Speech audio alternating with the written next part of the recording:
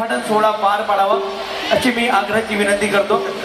आलेल्या पाहुण्यांना पुन्हा एकदा मनापासून आभार व्यक्त करतो की आपण सगळ्यांनी इथे वेळात वेळ काढून इथे आला। सगळ्यांना अशी आग्रहाची विनंती करतो की आपण आपले स्थान ग्रहण करावे। आपल्या सगळ्यांचे एक लोकनेते एकनाथजी शिंदे साहेबांसाठी जोरदार टाळ्या। छत्रपती शिवाजी महाराज की जय भवानी। शिंदे साहेब आगे बढ़ो। कार्यक्रम घेऊया।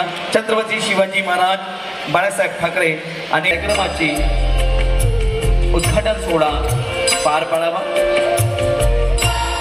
आजच्या कार्यक्रमाची सुरुवात दीपप्रज्वलन करून तसेच आत्मांच्या प्रतिमेला पुष्पमाला अर्पण करून आजच्या कार्यक्रमाचे उद्घाटन सोहळा पार पाडावा। अशा प्रकारे आजच्या कार्यक्रमाचे उद्घाटन सोहळा पार पडलेला स्थान ग्रहण करावे। मी संपूर्ण पाहुण्यांना विनंती करतो की त्यांनी मंचावर आपले स्थान ग्रहण करावे। श्री माननीय एकनाथजी शिंदे साहेब, आशिषजी जयस्वाल साहेब, मी पुढील वाटचाली करता मी भोंडेकर साहेबांना विनंती करतो। त्याचप्रकारे माननीय डॉक्टर अश्विनी नरेंद्र भोंडेकर मॅडम यांना सुद्धा विनंती करतो की सर्वप्रथम आजच्या कार्यक्रमाचे उद्घाटन सोहळा पार पडलेला आहे। सर्वप्रथम शिंदे साहेबांचे बुके देऊन स्वागत करावं। अश्विनी भोंडेकर मॅडम साथी तसेच भोंडेकर साहेब यांना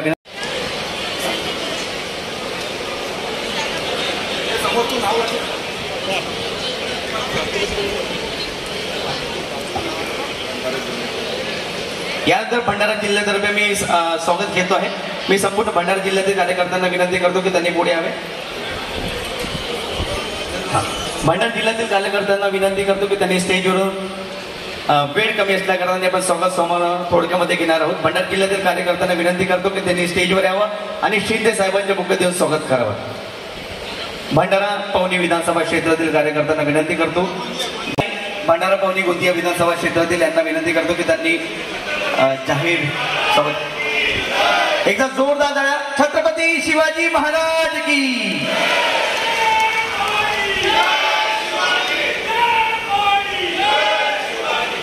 त्यानंतर साकोली विधानसभा धर्मवीर छत्रपती संभाजी महाराज की जय भवानी। आपले आराध्य दैवत चौंडेश्वरी देवीला वंदन करतो आणि आजच्या या कार्यकर्त्यांच्या मेळाव्यात शासन आपल्या दार्या उपक्रम पण आपण इथं केला नरेंद्र बरोबर। आणि त्याचबरोबर मुख्यमंत्री असताना प्रकल्प आहे त्याच्या कामाला सुरुवात झालेली आहे आणि पहिला टप्पा ऑक्टोबर मध्ये करणार म्हणून नरेंद्र भोंडेकर यांनी मला सांगितलं। त्याचबरोबर भव्य अशी 51 फुटाची रामाची मूर्ती देखील पाहिली। अयोध्येमध्ये राम मंदिर बांधण्याचं स्वप्न कुणाचं होतं? आदरणीय हिंदुहृदय सम्राट बाळासाहेब ठाकरे यांचं 370 कलम हटवण्याचं काम देखील आणि अयोध्येत राम मंदिर बांधण्याचं काम देशाचे प्रधानमंत्री नरेंद्र मोदीजींनी करून बाळासाहेबांचं स्वप्न साकार केलं। आज असा भव्य दिव्य रामाचा पुतळा पाहून एक समाधान, एक आनंद आणि मनामध्ये एक श्रद्धा निर्माण झाल्याशिवाय राहणार नाही। आणि मला वाटतं या ठिकाणी देखील जेव्हा रामाचा पुतळा उभा राहत होता त्याही वेळेस काही नतदृष्ट लोकांनी रामाच्या पुतळ्याला देखील विरोध केला। परंतु जसं मगाशी नरेंद्र भोंडेकर यांनी म्हणाले आम्हाला लोक हसायचे दात काढून, त्या हसणाऱ्यांना तुम्ही त्यांचे दात घशात घालून त्यांची जागा दाखवलेली आहे। ही अभिमानाची बाब आहे आणि गर्वाची बाब आहे। तिथून प्रेरणा घ्या, ऊर्जा घ्या, विकासाची प्रेरणा, विकासाची ऊर्जा घेऊन काम करा। खरं म्हणजे 6 महिन्यापूर्वी नरेंद्र भोंडेकर यांना विक्रमी मताने विजयी करा म्हणून मी आपल्याला विनंती करायला आलो। विजयाचे फटाके वाजवायला, गुलाल उधळायला येईल म्हणून सांगितलं आणि आपले आभार मानायला येईल म्हणून मी सांगितलं। तो तुम्ही विजयाचा गुलाल तर उधळला आणि विरोधकांचा जो बँड बाजा वाजवला त्याबद्दल तुमचे आभार मानावे तेवढे थोडे आहे। आणि म्हणून विजयाचा गुलाल उधळणाऱ्या माझ्या लाडक्या बहिणी, लाडके भाऊ, लाडके ज्येष्ठ, लाडके शेतकरी सर्वांनी या ठिकाणी नरेंद्र भोंडेकर यांना आशीर्वाद दिले आणि त्यांना विक्रमी मताने विजयी केलं. खरं म्हणजे खोटा वारसा सांगणाऱ्यांना आरसा दाखवून घरचा रस्ता दाखवण्याचं काम तुम्ही केलं, या महाराष्ट्रातल्या जनतेने केलं. त्याबद्दल मी आपल्या सगळ्यांना त्रिवार वंदन करायला आलोय. आपल्याला खऱ्या अर्थाने आपले आशीर्वाद घ्यायला आलोय, आपल्याला मी भेटायला आलोय. खरं म्हणजे महाराष्ट्राचे खरे वाघ बघायचे असतील तर आपण काय म्हणतो, भंडारा पवनी. आणि मी सगळ्यांना सांगतो, भंडारा पवनीला जा म्हणून खरे वाघ दिसतील, पण तुम्ही सगळे वाघ इथे आहात. हे खरे वाघ आहे. हे वाघाचं कातड पांघरून लांडगा कधी वाघ होत नाही. हे तुम्ही विधानसभेच्या निवडणुकीमध्ये दाखवून दिलं आणि घरी बसणाऱ्यांना कायमचं घरी बसवलं. किती शिव्या देणार, किती आरोप करणार, सकाळ उठता बसता झोपता फक्त तुम्हाला फक्त एकनाथ शिंदे, एकनाथ शिंदे, एकनाथ शिंदे. पण या एकनाथ शिंदेने आरोपाने उत्तर दिले नाही, टीकेला टीकेने उत्तर दिले नाही, तर टीकेला आणि आरोपाला तुमच्या एकनाथ शिंदेने कामातून उत्तर दिलं. 3,500 कोटी तुमच्या मतदारसंघात, असे महाराष्ट्रातल्या अनेक मतदारसंघात आपण दिले. आशिषला किती, तुम्हाला किती मिळाले निधी? त्यांना पण 3,000 कोटी, 3 बोट दाखवतात. आणि म्हणून खऱ्या अर्थाने विकास निधी देण्यामध्ये कुठेही हात आकडता घेतला नाही. मगाशी नरेंद्र भोंडेकर आणि आशिषने पण सांगितलं की जिल्हा प्रमुख पदाधिकाऱ्यांना ताकद देण्यासाठी देखील, विकास कामं करण्यासाठी त्यांना देखील आपण सहकार्य केले. शेवटी हा कार्यकर्ता जो आहे, या व्यासपीठावर बसलेल्या सर्व नेत्यांना आमदार, खासदार, मंत्री बनवतो, त्यांचं मार्केटिंग, ब्रँडिंग करतो. हाच कार्य म्हणून या कार्यकर्त्याला जपलं पाहिजे, कार्यकर्ता मोठा केला पाहिजे. हा कार्यकर्ताच नेत्याला मोठा करतो, पक्षाला मोठा करतो. पण जे नेते कार्यकर्त्याला विसरतात, त्यांची गत काय होते हे आपण गेल्या विधानसभेच्या निवडणुकीमध्ये पाहिलेलं आहे.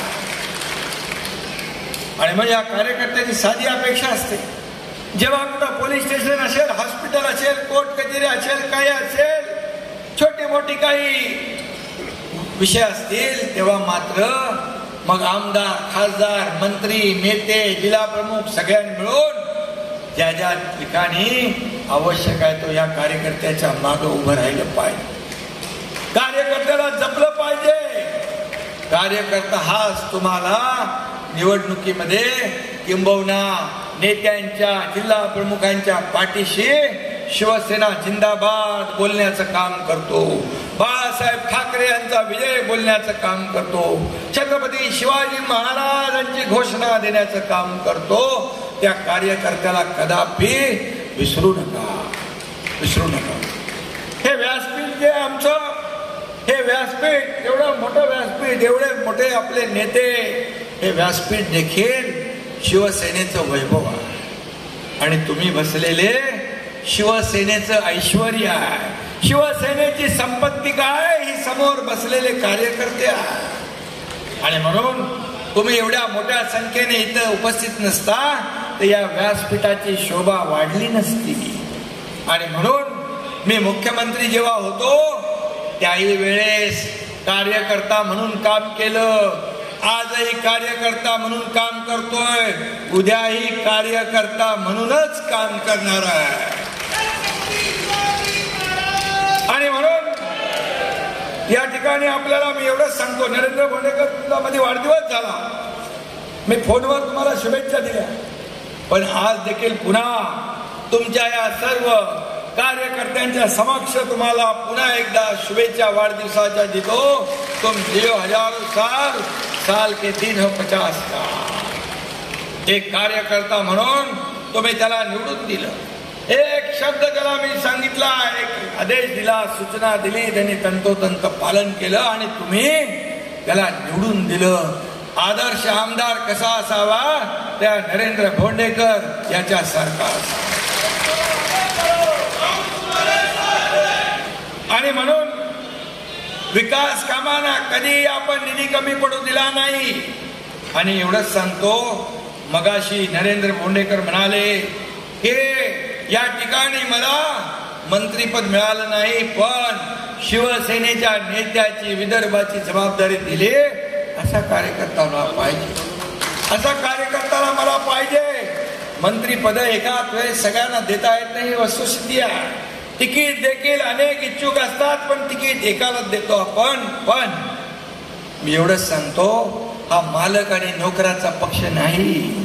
शिवसेना हा कार्यकर्त्यांचा पक्ष आहे. या पक्षात जो कार्यकर्ता काम करेल तो पुढे जाईल, तो मोठी मोठी पद घेईल.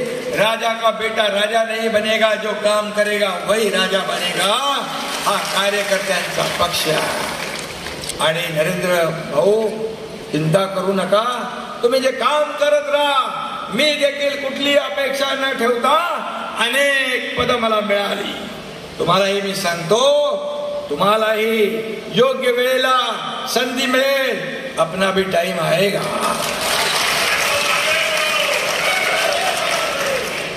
आणि म्हणून चिंता करू नका.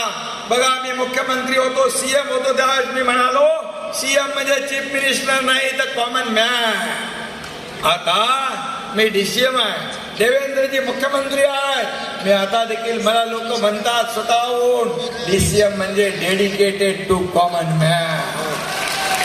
सर्वसामान्य माणसाला ती त्याची नाळ तुटता कामा नये. आपण जमिनीवरचे कार्यकर्ते आहोत. आपण हवेत चालणारे आणि डोक्यात हवा भरून घेणारे कार्यकर्ते नाही. सोन्याचा चमचा घेऊन जन्माला आलो नसलो तरी सुद्धा या महाराष्ट्राच्या तमाम जनतेच्या जीवनामध्ये सोन्यासारखे दिवस आणण्याचा प्रयत्न मात्र आपण करतोय. आणि म्हणून सर्वसामान्य माणसाला त्यांच्या आयुष्यामध्ये चांगले दिवस आले पाहिजे. म्हणून लाडकी बहीण, मुख्यमंत्री माझी लाडकी बहीण योजना आपण सुरू केली.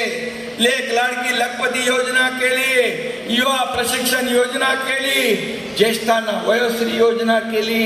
ज्येष्ठांसाठी तीर्थदर्शन योजना केली. शेतकऱ्यांना शेतकरी सन्मान योजना केली. अनेक योजना केल्या. मला आनंद आहे, समाधान आहे. 2.5 वर्षात घेतलेले निर्णय अतिशय ऐतिहासिक निर्णय. मगाशी आशिषने सांगितलं की इतके मोठे निर्णय सुवर्ण अक्षरामध्ये, सोनेरी अक्षरामध्ये या महाराष्ट्राच्या इतिहासात लिहून ठेवावे लागते. याचं मला समाधान. पद येतात, पद जातात. बाळासाहेब म्हणायचे, सत्ता येते, सत्ता जाते, परंतु नाव गेलं की पुन्हा येत नाही. आणि म्हणून मी सीएम काय, डीसीएम काय, ही पद वर खाली होत असतात. परंतु मला सगळ्यात मोठी जर ओळख कुठली मिळाली असेल तर या महाराष्ट्रातल्या तमाम लाडक्या बहिणींचा लाडका भाऊ, ही ओळख सगळ्यात माझ्यासाठी मोठी आहे. आणि माझ्या लाडक्या बहिणींना मी सांगू इच्छितो, किती कुणी उलट सुलट बातम्या पसरवल्या, अफवा पसरवल्या, तरी सुद्धा लाडकी बहीण योजना कधी बंद होणार नाही. कारण ज्या योजना आम्ही सुरू केल्या त्याचं प्रावधान केलेलं आहे, त्याचं नियोजन केलेलं आहे. प्रिंटिंग मिस्टेक म्हणणारं आमचं सरकार नाही. आता गेल्या काही वर्षापूर्वी निवडणुकीमध्ये काँग्रेस सरकारने सांगितलं वीज बिल आम्ही माफ करू. सरकार आलं सत्तेत आल्याबरोबर वीज बिल लोकांना धडाधड गेली. तसं आपलं सरकार नाही, महायुती सरकार नाही. आणि म्हणून आपल्या सरकारने आता सर्वसामान्य माणसाला विजेच्या बिलामध्ये सूट दिली पाहिजे. म्हणून मुख्यमंत्री महोदयांनी देखील आता विजेच्या बिलामध्ये सूट देण्याचा सरकार, महायुती सरकारने आपला निर्णय घेतला. खरं म्हणजे हे सर्वसामान्यांचं सरकार. समाजाचा, गोरगरिबांचा. आणि म्हणूनच या महाराष्ट्रातल्या जनतेने आपण 80 जागा लढवल्या, 60 जागा जिंकल्या. हा ऐतिहासिक तुमच्या शिवसेनेवर शिक्कामोर्तब केलं, धनुष्यबाणावर शिक्कामोर्तब केलं. कारण आपली शिवसेना आणि धनुष्यबाण काँग्रेसला दावणीला बांधण्याचं पाप ज्यांनी केलं, सत्तेसाठी खुर्चीसाठी पण. हा एकनाथ शिंदे बाळासाहेबांचे विचार, हिंदुत्वाचा विचार, याबाबत सत्तेसाठी कधी प्रतारणा करणार नाही, कधी तडजोड करणार नाही, हा शब्द मी आपल्याला देतो. आणि म्हणून जनतेच्या न्यायालयात देखील आपण जिंकलो. ते समोरचे लोक 100 जागा जिंकून 20 जागा 100 जागा लढून 20 जागा जिंकून म्हणाले आम्ही जनतेच्या न्यायालयात जाऊ, जनतेच्या दरबारात जाऊ. त्यांना देखील जनतेने त्यांची जागा दाखवली.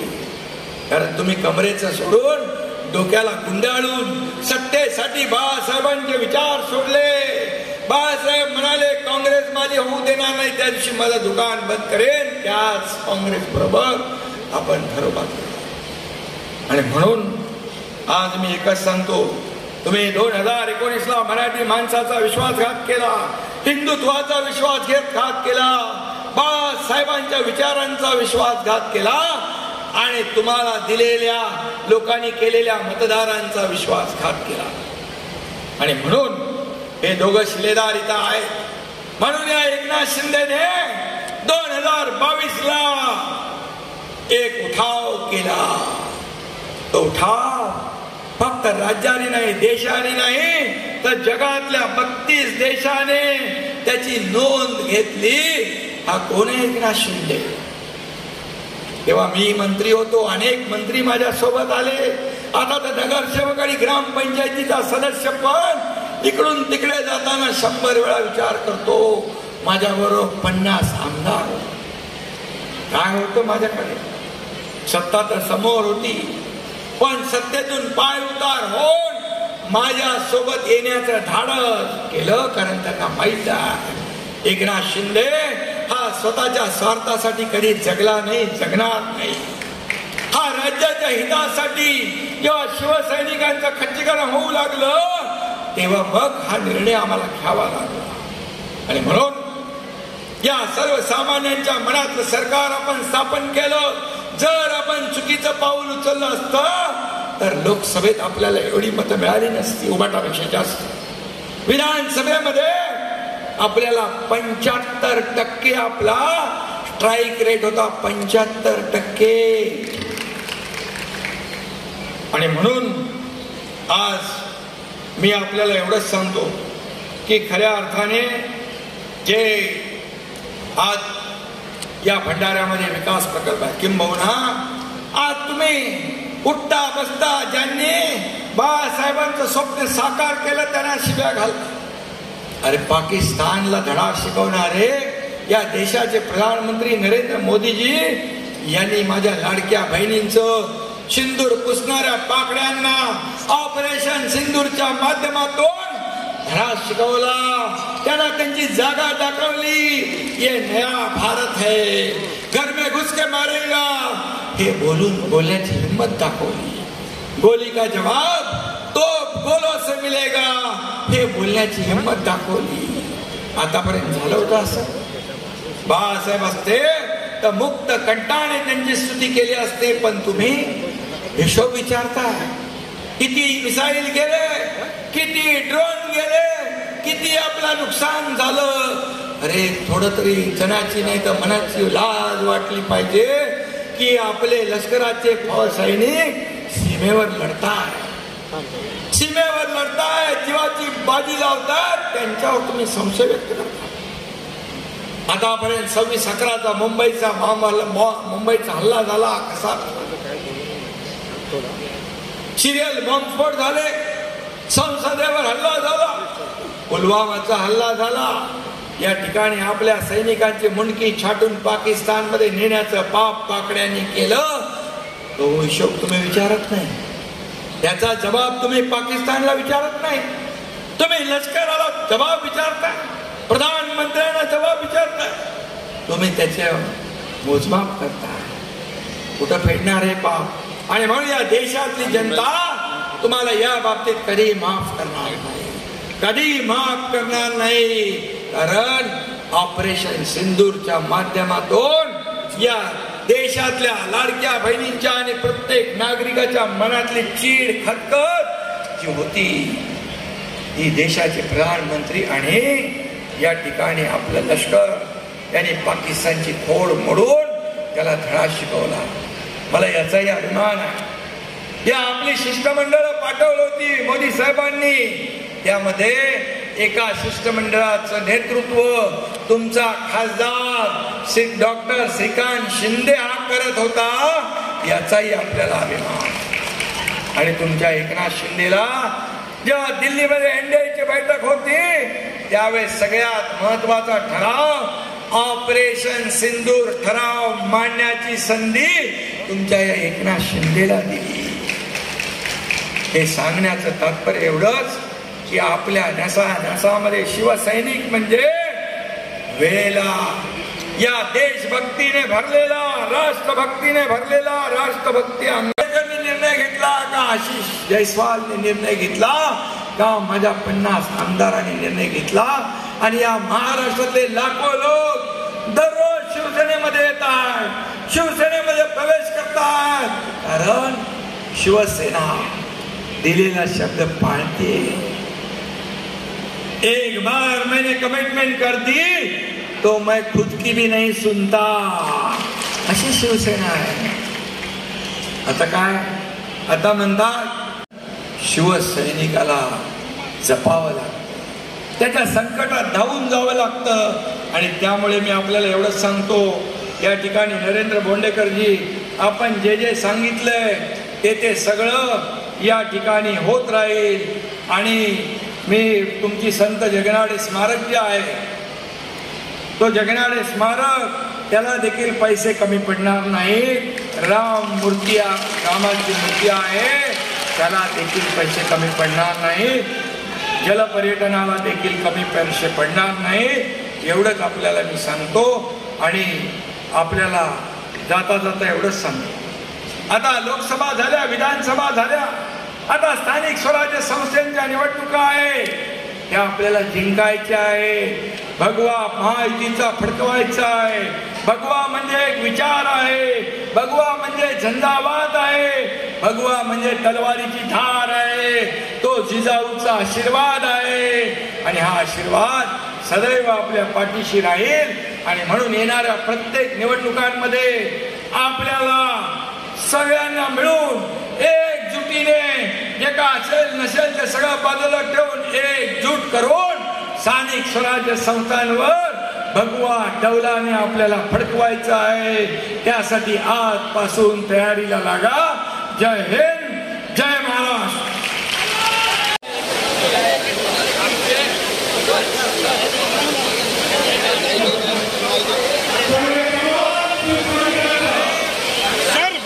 विदर्भ के किसानों के लिए क्या योजना है?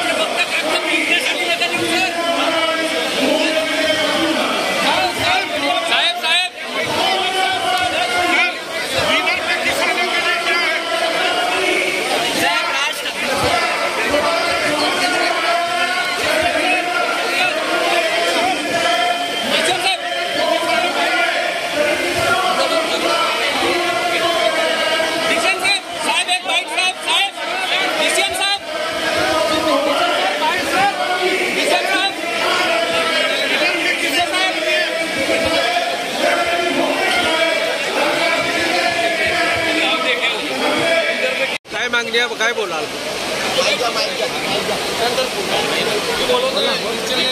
बोला याबाबत आम्ही उपमुख्यमंत्र्यांना निवेदन देण्याकरता आलेलो होतो. निवेदन घेतले गेले. अनेक समस्या आहेत, त्या समस्याचं निराकरण झालं पाहिजे, हेच आमचे हेतू आहे. काय म्हटलं? दिलेलं आहे निवेदन. 12 समस्याचं निवेदन आहे आणि त्या दूर करावे 12.